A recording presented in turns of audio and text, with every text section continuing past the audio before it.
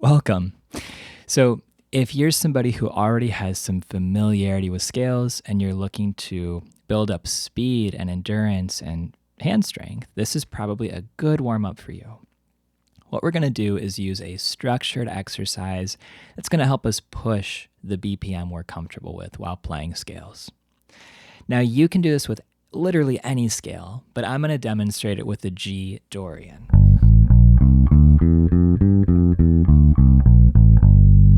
Just because that happens to be what I was practicing earlier today.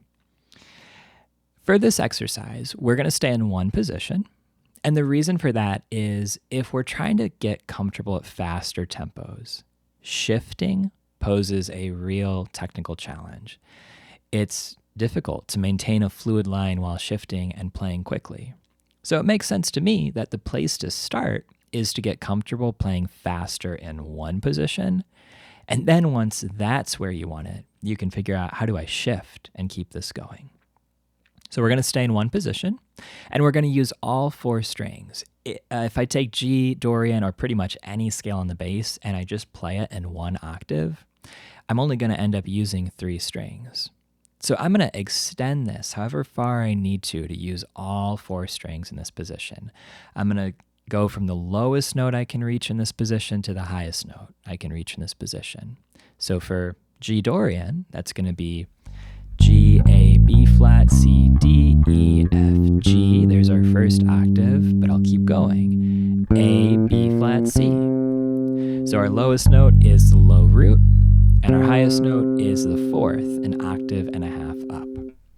Again, any scale you can do this, so it doesn't really matter what note you're starting on. Maybe you're starting on the 3rd and ending an octave and a half higher on the 5th, or whatever it is, that's fine. This is really about the technique of it, more so than the specific notes and how they line up on the fretboard.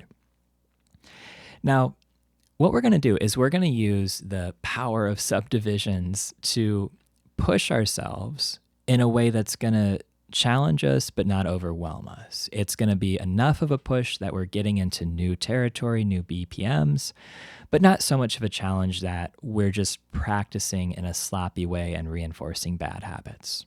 Here's how we'll do it. I first want you to find a tempo at which you can execute eighth notes and be comfortable.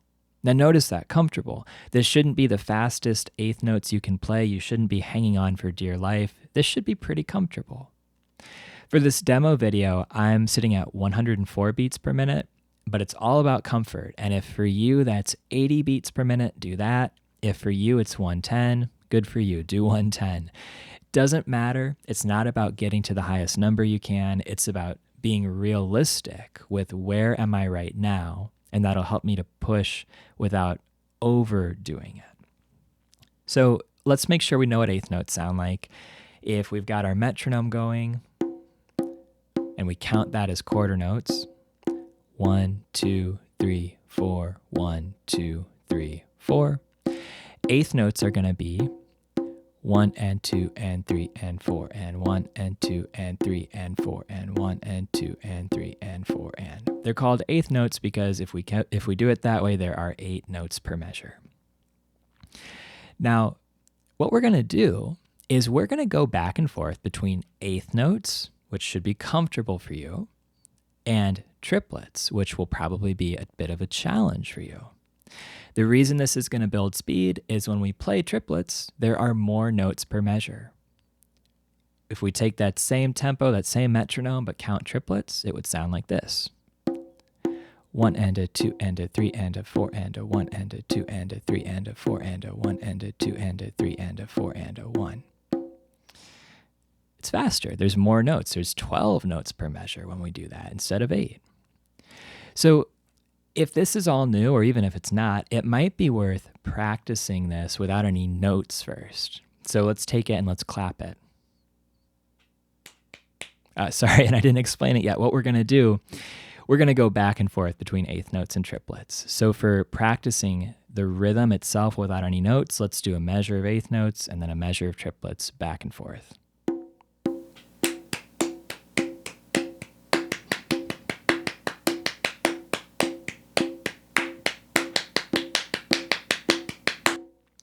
Or you could do the same thing on your bass. Just deaden the strings with your left hand and practice plucking eighth notes and then triplets on one string.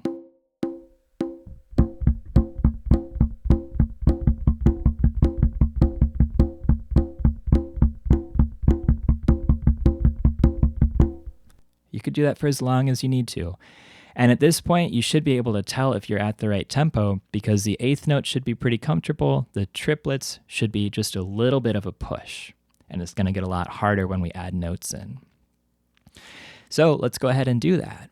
Now, at this point, you might be thinking, cool, I'll play up and down the scale as eighth notes, and then I'll play up and down the scale as triplets. And yeah, you could do that. But here's why I wouldn't recommend it. If we try to do a whole scale at a tempo that's faster than what we're used to, it's probably going to be pretty sloppy in terms of our technique, and we might just end up reinforcing bad habits. That's actually going to be counterproductive. Not only will it not help you get faster, it might actually keep you where you're at. So instead, we're going to titrate the challenge. We're going to just zoom in a bit, and we're going to do just 2 strings at a time. Let's start with our top 2 strings, G and D. I'm going to take the notes from the scale, and I'm going to play them as eighth notes, so that sounds like this.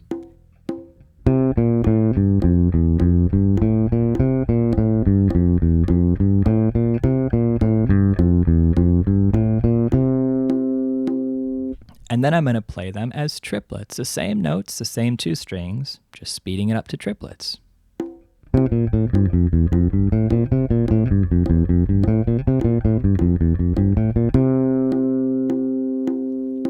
Okay. And you can tell, or hopefully you can tell, that wasn't quite as smooth. It was probably passable and fine. In a real musical situation, things are imperfect all the time. Sometimes that's even a good thing. But this is already pushing me a little bit, especially down here on the fretboard where it's a little bit tougher to play fast because it requires more hand strength. What we're going to do is we're going to go back and forth between eighth notes and triplets without stopping a couple times. Now, you could try to do a measure of each, but that's going to get pretty funky, and that would actually be a great challenge, but I bet it's going to be a little bit more than what you're looking for if you're watching this video.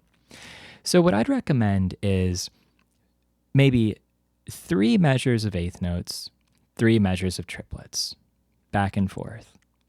Now, the thing about this is, depending on what scale you're using and what 2 strings you're looking at, there might be 6 notes spread over 2 strings like there are for this portion. There might be 5 notes spread over 2 strings. If you're doing pentatonics, it might be 4 notes over 2 strings.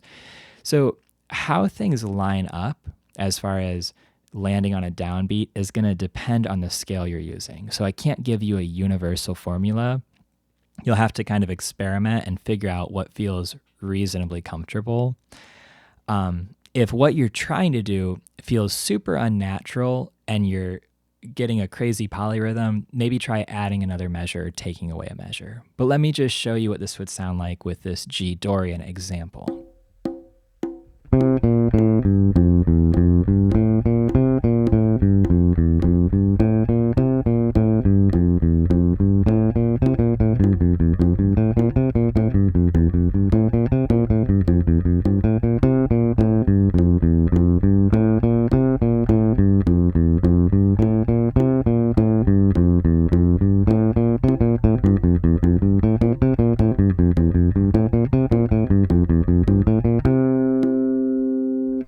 Okay, that's the idea. I would do that a couple times. Now, at first when you're doing this, and if you're at a tempo that's appropriately challenging for you but not way overwhelming, you might find that after doing that once or twice, your hand might hurt a little bit.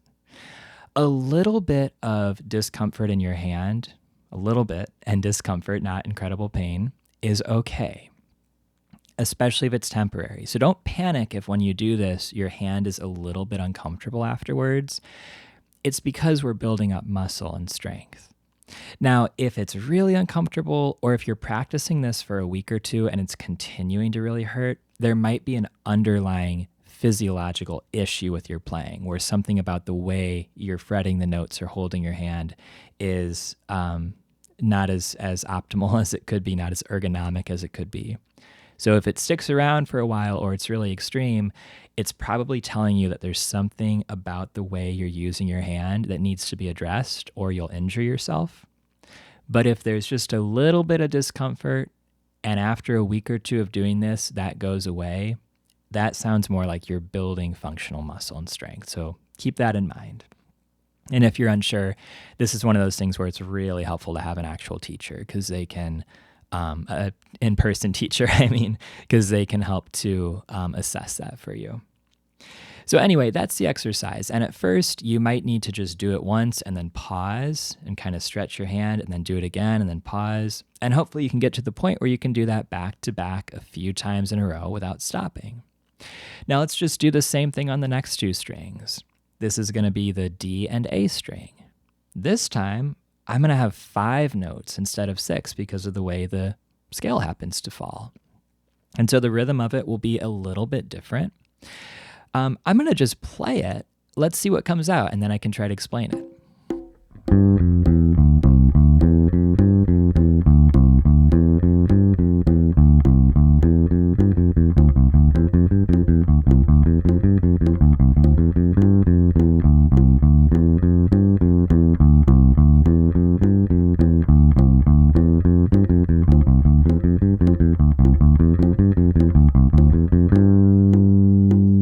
Okay, so basically if I go down and up 3 times on each one, it happens to line up with the metronome.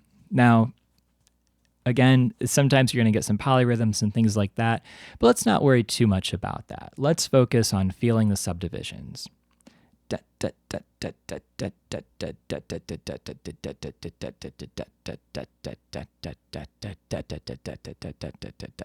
That's what matters, is being able to feel those subdivision pulses.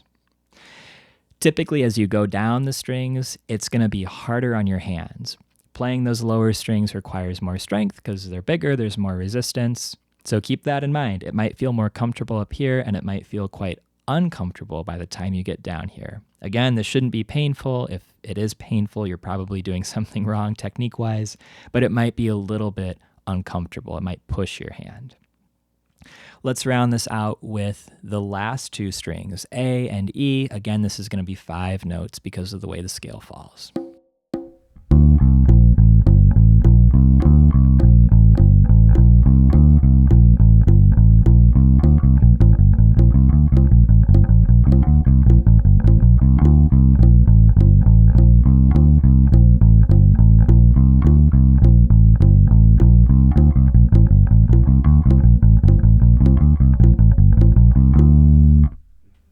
Okay.